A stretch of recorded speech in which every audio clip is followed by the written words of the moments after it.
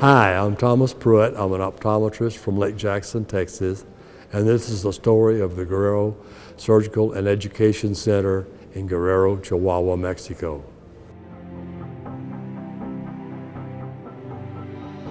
In the late 1970s, a new pastor came to First United Methodist Church in Lake Jackson. He shared with the congregation that he had a dream of serving a congregation that would support a foreign missionary. The church liked the idea. They selected a missionary that would sort of fit the bill.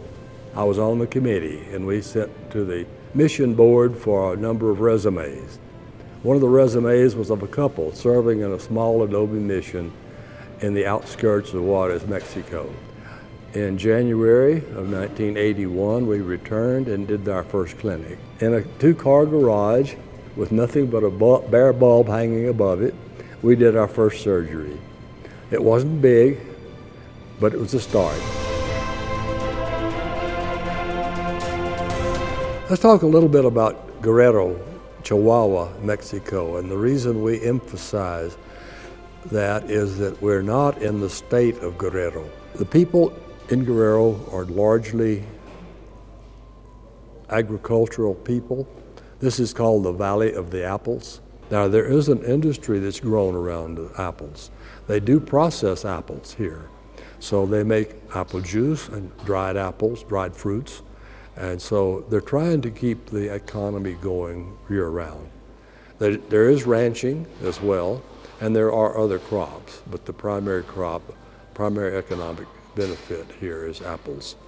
I would like to mention that my good friend Robert encouraged me to write some of this down and do a history of the clinic. So I've been working on that for the last several years, and as I was doing my outline, I kept jotting thoughts down. And thoughts took me to the number of coincidences that had to happen for us to be where we are today. Became clear to me, and I had felt it also during the years, but this clinic has a life of its own. Things happened that shouldn't have happened. I listed 26 different unlikely events that propelled this clinic to where it is today. Things I had nothing whatsoever to do with. Things that other people just appeared at a certain point in time to move the project from one stage to another. So, as eerie as it sounds, the Guerrero Clinic does have a life and a spirit of its own.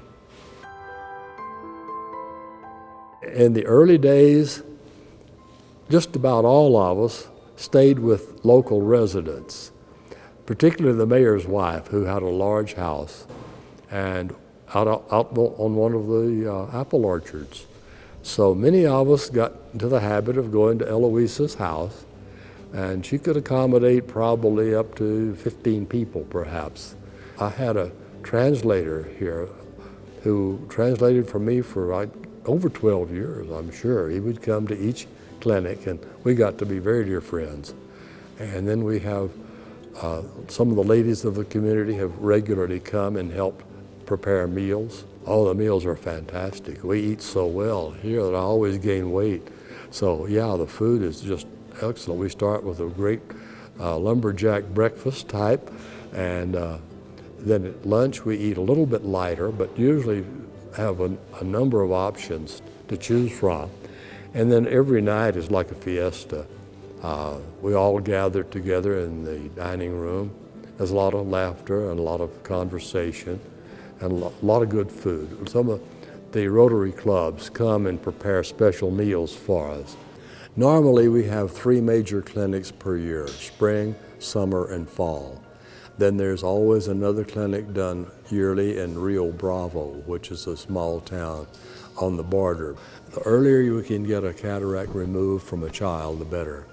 They'll do quite well if you get the cataract removed. Another big thing that a lot of people lose track of is We may be the first healthcare provider that any of these patients have seen. We'll take their prescription to the United States, we'll make the glasses, and we'll bring them back at the next clinic and try to connect up with the patient.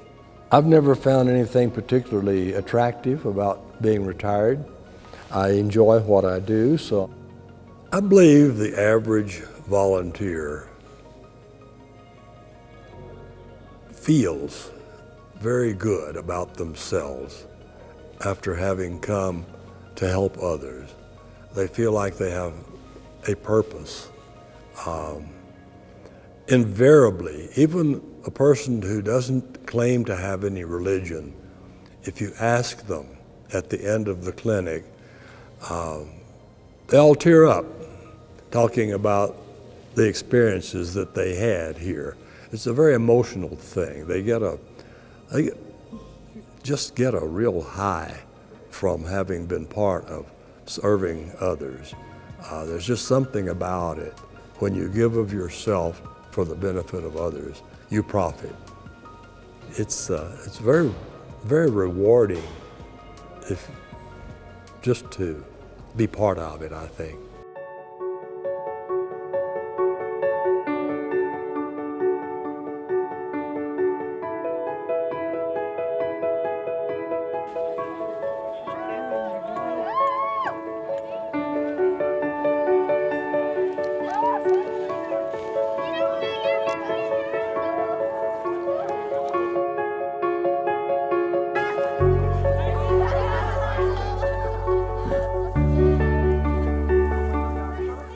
Hi, I'm Thomas Pruett. I'm an optometrist from Lake Jackson, Texas.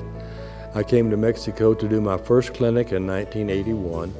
So for the past 38 years, this has been a very big part of my life.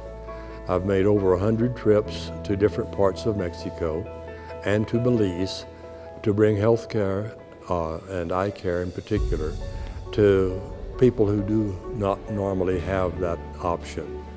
The people are wonderful.